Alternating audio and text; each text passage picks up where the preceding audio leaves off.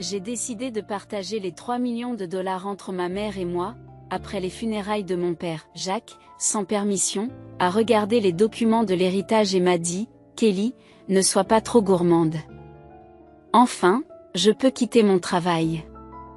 Je dois remercier ce vieil homme à la fille. » Le vieil homme à la fille, vous parlez de mon père ? Ai-je demandé, ignorant ma confusion. Jacques et ma belle-mère discutaient avec enthousiasme de l'achat d'une nouvelle voiture et des courses à faire. Face à cette tournure inattendue des événements, je ne pouvais plus contenir mes émotions et j'étais sur le point d'exploser. Accablé de tâches ménagères, demandant de l'argent et insultant mon père, je ne voulais plus vivre avec Jacques et ma belle-mère. Réprimant ma colère, j'ai forcé un sourire et répondu, « Bien sûr, n'hésitez pas à utiliser l'argent comme vous et ma belle-mère l'entendez. Je suis Kelly Cohen, une femme au foyer de 38 ans travaillant aux côtés de mon mari. Mes parents étaient tous deux médecins et dirigeaient une clinique très respectée dans notre ville natale. Fille unique, j'ai reçu beaucoup d'amour et d'attention. Après avoir obtenu mon diplôme de l'école de pharmacie, j'ai trouvé un emploi dans une grande entreprise pharmaceutique. Même si ma décision de ne pas devenir médecin a déçu mes parents, ils l'ont respectée. Il y a 10 ans, ma mère est décédée tragiquement dans un accident, nous laissant, mon père et moi, dévastés. Pendant cette période difficile, mon petit ami de l'époque, Jacques, m'a apporté le soutien dont j'avais tant besoin. Nous nous étions rencontrés par l'intermédiaire d'un ami commun. 2 ans après le décès de ma mère, Jacques m'a demandé en mariage.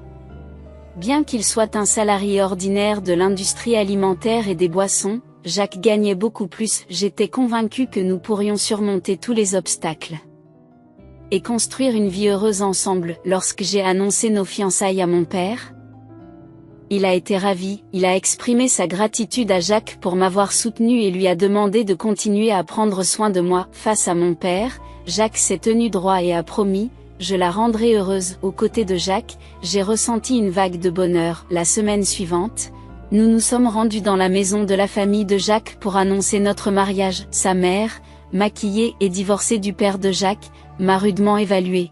Le mariage, hein, tu es le choix de Jacques, n'est-ce pas ? N'est-ce pas elle qui est prête pour ton choix ? Et elle est plus âgée, non, une fille plus jeune et plus jolie ne te conviendrait-elle pas mieux ? Jacques s'empresse de répondre, maman, tu connais M Pharmaceuticals, n'est-ce pas ? Kelly y travaille, son père est médecin et dirige son cabinet. Je m'attendais à ce que Jacques fasse l'éloge de mon caractère, mais au lieu de cela, il a mis l'accent sur les avantages financiers.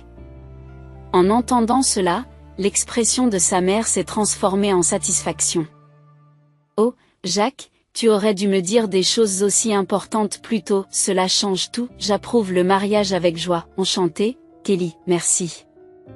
Après avoir obtenu l'approbation de la mère de Jacques pour notre mariage, Jacques était aux anges. Cependant, malgré le bon déroulement des choses et notre décision de nous marier, je n'arrivais pas à me débarrasser d'un sentiment de malaise. Alors que nous étions sur le point d'enregistrer notre mariage, mon père, médecin et investisseur immobilier, m'a offert un appartement dans un immeuble de luxe à New York. J'ai dit à Jacques que mon père m'avait offert cet appartement en guise de cadeau de mariage, mais que c'était notre nouvelle maison. Vivons ici heureux et en paix ensemble. Jacques a souri de bonheur, et c'est ainsi que notre vie de couple a commencé. Cependant, après le mariage, j'ai réalisé quelque chose de troublant. Jacques, qui avait vécu avec ses parents jusqu'alors, était presque incapable de s'occuper des tâches ménagères. Il ne savait pas cuisiner, ni utiliser la machine à laver, et ne manifestait aucun intérêt pour l'apprentissage. Il laissait ses ordures éparpillées, sans prendre la peine de les jeter. Alors que je voulais partager avec diligence les responsabilités ménagères, l'attitude négligente de Jacques augmentait mon insatisfaction. Au cours de la première année de notre mariage, j'ai assumé toutes les responsabilités ménagères, malgré quelques plaintes, car nous étions encore dans la phase de lune de miel. Cependant, avec l'épuisement dû au travail et à la lutte pour accomplir les tâches ménagères, j'ai atteint mes limites au cours de la 2e année de notre mariage. J'ai décidé d'avoir une discussion sérieuse avec Jacques sur le partage des tâches ménagères et j'ai courageusement exprimé mon mécontentement. À mon grand désarroi, Jacques a répondu sans gratitude ni réflexion, disant qu'il était lui aussi fatigué par son travail et que J'étais bien plus douée que lui pour les tâches ménagères, et qu'il valait donc mieux que ce soit moi qui les accomplisse. Ainsi congédié, Jacques n'a plus guère participé aux tâches ménagères et j'ai continué à assumer la plus grande partie de nos responsabilités domestiques, mais ce n'était pas le seul problème. Après avoir épousé Jacques, j'ai découvert que sa mère avait elle aussi des idées particulières. Jacques n'étant pas très intéressé par les événements saisonniers, j'ai décidé d'envoyer une écharpe de qualité et des œillets à sa mère pour la fête des mères. Malgré le choix d'une belle écharpe dans un grand magasin, j'ai reçu un appel de sa mère, qui avait l'air mécontente. Elle a critiqué l'écharpe, affirmant qu'elle ne provenait pas d'une marque célèbre et qu'il était absurde d'envoyer un article aussi banal. J'ai tenté de lui expliquer la qualité de l'écharpe, mais elle n'a rien voulu entendre. Insistant sur le fait qu'elle voulait des articles d'une marque de luxe très connue, j'étais stupéfaite et j'en ai fait part à Jacques lorsqu'il est rentré chez lui, mais au lieu de compatir, il m'a dit « Quel est le problème ? Fais ce qu'elle te dit. » Jacques n'a pas pris mon parti. À partir de ce moment-là, nous avons commencé à lui donner de l'argent comme elle l'exigeait. En outre, au cours de notre 5e année de mariage, elle a commencé à nous rendre visite fréquemment, trouvant toujours des raisons de nous demander de l'argent. Jacques, sans se plaindre, souriait toujours et donnait de l'argent à sa mère. Même si j'avais un travail, les revenus de Jacques étaient limités et faibles, ce qui rendait notre vie quotidienne à peine gérable. Le désespoir me poussait à puiser dans nos économies pour réduire nos dépenses. Malgré mes frustrations, je savais que Jacques appréciait sa mère, qui avait été pour moi une source de soutien dans les moments difficiles. Elle est importante pour moi parce qu'elle est la mère de quelqu'un d'important pour moi, et c'est dans cet esprit que j'ai persévéré. Aujourd'hui, dans notre 8e année de mariage, je continue à gérer toutes les tâches ménagères et à apporter un soutien financier à ma belle mère. Un jour, au cours de cette routine, mon père, que je n'avais pas vu depuis longtemps, m'a appelé à l'improviste. L'histoire qu'il m'a racontée lors de notre rare rencontre était choquante et inattendue. Il m'a révélé qu'il souffrait d'un cancer en phase terminale et que le traitement n'était plus possible. Accablé par le choc, les larmes ont coulé de mes yeux. Mon père m'a doucement caressé la tête, comme il le faisait lorsque j'étais enfant, et m'a dit « Kelly, c'est le destin. Acceptons-le tranquillement. » J'ai interrogé mon père, lui demandant pourquoi cela devait lui arriver. C'est ainsi que mes journées se sont résumées à jongler entre le travail, les tâches ménagères et les visites à l'hôpital de mon père. Si j'avais une certaine marge de manœuvre au travail, la gestion du foyer est devenue difficile. Lorsque j'ai informé Jacques que je m'occuperais de mon père, il n'a pas réagi et n'a pas voulu m'aider. La seule chose que Jacques m'a dite, c'est dur avec l'état soudain de ton père. Il n'a rendu visite à mon père à l'hôpital qu'une seule fois. J'étais tellement concentrée sur les soins à apporter à mon père que je n'avais pas de temps à consacrer à Jacques. Si j'avais le temps de m'inquiéter pour Jacques, je voulais donner la priorité à mon père. Un jour, alors que mon père était allongé sur son lit d'hôpital, il m'a soudain demandé « Kelly, comment se passe ton mariage avec Jacques ?» Prise au dépourvu, je me suis retrouvée à penser à l'attitude de Jacques à la maison et au comportement de sa mère. Je n'arrivais pas à répondre correctement. Voyant mon hésitation, mon père a semblé comprendre et m'a dit « Kelly, tu n'as pas à endurer. Pense à ton bonheur. Ne t'inquiète pas, tu n'auras plus de difficultés après mon départ. » Je n'ai pas pu retenir mes larmes et j'ai pleuré, et mon père m'a tenu la main silencieusement et fermement. 3 mois plus tard, le moment inévitable est arrivé, mon père est décédé sans bruit. Submergé par un immense chagrin, j'ai commencé à organiser les funérailles. Jacques, cependant, ne s'est pas intéressé à mon chagrin et ne m'a pas aidé dans les préparatifs. Malgré cela, j'étais trop préoccupée par l'organisation des funérailles pour prêter attention à Jacques. De nombreux amis et connaissances ont assisté à l'enterrement de mon père, ce qui en a fait un adieu sincère. Même l'indifférent Jacques et sa mère étaient présents. Le lendemain des funérailles, j'ai reçu un appel d'un avocat concernant l'héritage de mon père. J'ai pris rendez-vous avec l'avocat et j'ai écouté ses explications. Les informations étaient toutes nouvelles et assez surprenantes. Après déduction des impôts tels que les droits de succession, le patrimoine de mon père s'élevait à plus de 3 millions de dollars. Il avait non seulement gagné de l'argent en tant que médecin, mais il avait aussi fait des investissements immobiliers, laissant derrière lui une telle fortune, dont j'étais la seule fille à hériter. Remplie de surprise et de gratitude, Mais nerveuse à l'idée de gérer une telle somme d'argent, j'ai entamé la procédure d'héritage. De retour chez moi, j'ai étalé sur mon bureau les documents que j'avais reçus de l'avocat. En les lisant, je me suis sentie épuisée et j'ai fini par m'assoupir sur le canapé pendant quelques instants. Lorsque je me suis réveillée, j'ai entendu au loin les voix joyeuses de Jacques et de sa mère, Jacques et sa mère aussi. « Quand es-tu venu ?» ai-je demandé, alors que je parlais. Jacques s'est approché de moi avec un sourire radieux et m'a dit « Oui, Kelly, bien joué. » Troublé par sa soudaine excitation, j'ai remarqué les documents que Jacques tenait dans sa main. Il s'agissait des documents relatifs à l'héritage que j'avais reçu de l'avocat. « Attendez, ne les lisez pas sans rien demander », ai-je dit, choquée et en colère contre Jacques pour avoir regardé les documents sans permission. Cependant, ma belle-mère, indifférente, s'est réjouie. « Waouh, un héritage de 3 millions de dollars. N'est-ce pas incroyable ? Nous pouvons maintenant vivre confortablement jusqu'à la fin de nos jours. » J'étais confus et ne comprenais pas pourquoi ma belle-mère avait soudainement dit cela. Puis Jacques est devenu sérieux et a continué. « Au fait, à propos de ces 3 millions de dollars.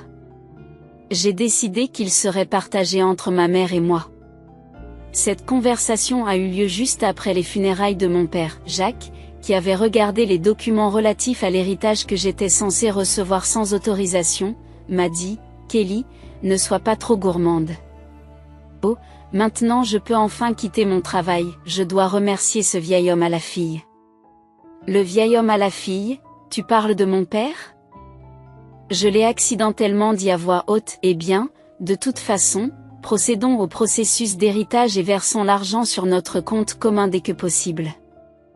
Ignorant ma confusion face à cette soudaine tournure des événements, Jacques et ma belle-mère parlaient avec enthousiasme de l'achat d'une nouvelle voiture. À ce moment-là, je n'ai pas pu retenir mes émotions plus longtemps. J'étais sur le point d'exploser, j'étais débordée par les tâches ménagères, j'ai demandé de l'argent et j'ai insulté mon père. Luttant pour contenir ma colère, j'ai répondu par un sourire forcé, « Bien sûr, utilisez l'argent, vous et ma belle-mère, comme vous le souhaitez. » En entendant cela, ma belle-mère, apparemment satisfaite, a fait remarquer joyeusement, « C'est ça l'esprit, Kelly, je suis d'accord. Maintenant, assure-toi de travailler dur et de gagner de l'argent. Je ne veux pas que nos économies diminuent, alors travaille bien. » J'ai simplement hoché la tête et fait semblant d'écouter ces paroles égocentriques. Plus tard, Jacques et ma belle-mère ont commencé à se comporter comme s'ils avaient perdu la tête, dépensant l'argent de manière extravagante. Jacques a rapidement quitté son emploi et ma belle-mère a pratiquement emménagé,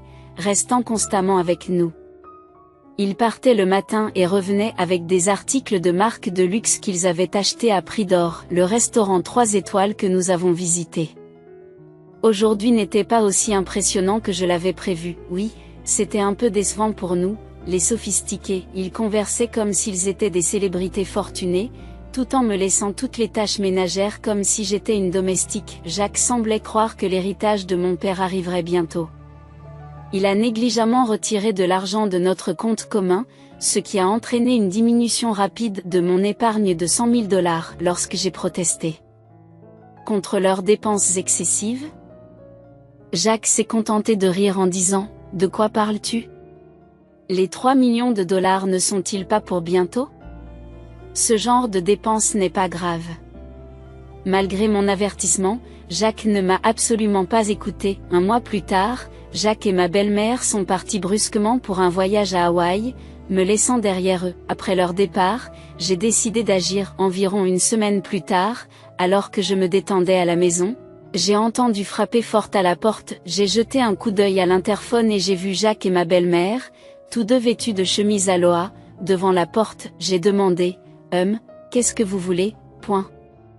J'ai demandé à air calmement et froidement, mais Jacques a crié avec colère « De quoi parlez-vous ? Pourquoi la porte ne s'ouvre-t-elle pas ?» Voyant que Jacques et ma belle-mère ne comprenaient pas pourquoi la porte ne s'ouvrait pas, j'ai répondu avec assurance par l'interphone « Eh bien, j'ai changé les serrures de la porte, alors bien sûr, elle ne s'ouvre pas. » Quoi ? Pourquoi ? Demande Jacques. Parlons-en calmement au café voisin. Allez-y, je vous rejoins tout de suite, ai-je suggéré. Jacques et sa mère, après avoir crié devant l'entrée, ont apparemment compris que c'était inutile et se sont rapidement dirigés vers le café. Après m'être assuré qu'ils étaient partis, je me suis rendu au café. En arrivant, j'ai vu Jacques et sa mère, qui étaient arrivés plus tôt, attendre dans un état de fureur. Et, de quoi s'agit-il? Tu as changé les serrures, donne-moi les nouvelles clés tout de suite. Je n'ai pas besoin de vous donner les nouvelles clés, vous devez tous les deux quitter cette maison, ai-je dit calmement à Jacques et à sa mère. Face à un Jacques visiblement en colère, j'ai présenté un papier. C'était une demande de divorce, j'avais déjà demandé le divorce. Vous voulez vraiment divorcer? Sa mère, tout aussi choquée et déconcertée, a demandé. Kelly, pourquoi en est-on arrivé là? J'ai parlé calmement aux deux femmes, qui étaient paniquées et troublées par tes dépenses excessives quotidiennes. Es-tu sûre que tes finances vont bien? Quel argent? Bien sûr que ça va, rétorque Jacques avec véhémence, crachant au passage. L'héritage de ton père arrive, n'est-ce pas? Il devrait encore y avoir plus de 50 000 $ sur notre compte commun. Écoute, je vais te montrer tout de suite. Jacques sortit son smartphone et ouvrit l'application bancaire pour vérifier le compte. À ce moment-là, son expression changea brusquement. Qu'est-ce que c'est que ça? Pourquoi l'argent a-t-il disparu? Je leur ai révélé la vérité alors qu'ils paniquaient, ne comprenant pas la situation. Bien sûr qu'il a disparu. Je divorce, j'ai transféré 50 000 $ sur mon compte dans le cadre du partage des biens. Que voulez-vous dire par là? Le visage de Jacques se transforme en colère pendant un instant, puis il sourit comme s'il se souvenait de quelque chose. Très bien, je vais divorcer, puis transférer l'héritage que tu as reçu de ton père tout de suite. Après tout, les biens acquis pendant le mariage sont partagés moitié-moitié lors d'un divorce. Il se peut que tu aies mal compris quelque chose, ai-je répondu. Pourquoi ne l'as-tu pas su? L'héritage que j'ai reçu, même si c'était pendant notre mariage, n'est pas pris en compte dans le partage des biens.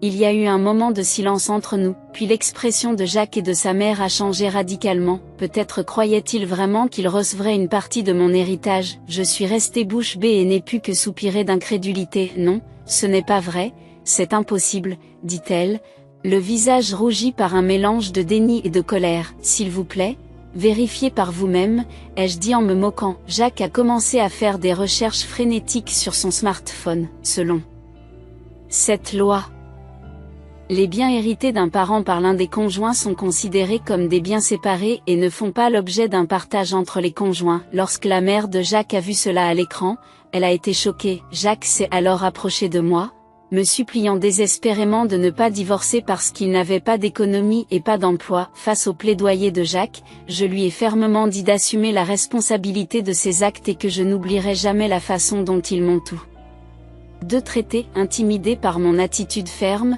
Jacques et sa mère ont reculé de peur, ce qui les a découragés. Plus tard, la procédure de divorce s'est déroulée sans problème et les 50 000 $ que j'avais transférés de notre compte commun ont été reconnus comme faisant partie du partage des biens matrimoniaux. Au bout d'un certain temps, j'ai pu aider Jacques et sa mère à quitter ma maison. Jacques, qui avait déjà dépensé tout l'argent provenant du partage des biens, s'est retrouvé sans argent. De plus, il était accablé par les factures du voyage à l'étranger et d'autres dépenses qu'il avait payées avec sa carte de crédit, ce qui l'a rapidement endetté. Jacques et sa mère ont dû s'endetter encore davantage pour faire face à ces paiements, et ils vivent désormais dans un appartement délabré, travaillant sans relâche chaque jour pour rembourser leurs dettes. Le changement radical par rapport à leur mode de vie luxueux a été un choc majeur pour eux. D'autre part, j'ai vendu un appartement que je partageais avec Jacques. J'ai ensuite emménagé dans l'appartement qui appartenait à mon père. Je continue à travailler comme avant, mais grâce à l'héritage que j'ai reçu de mon père, je mène une vie confortable sur le plan financier. Avec la gratitude envers mon défunt père dans mon cœur, je veux prendre un nouveau départ et chérir ma vie à venir. Je souhaite protéger mon bonheur et passer mes journées paisiblement.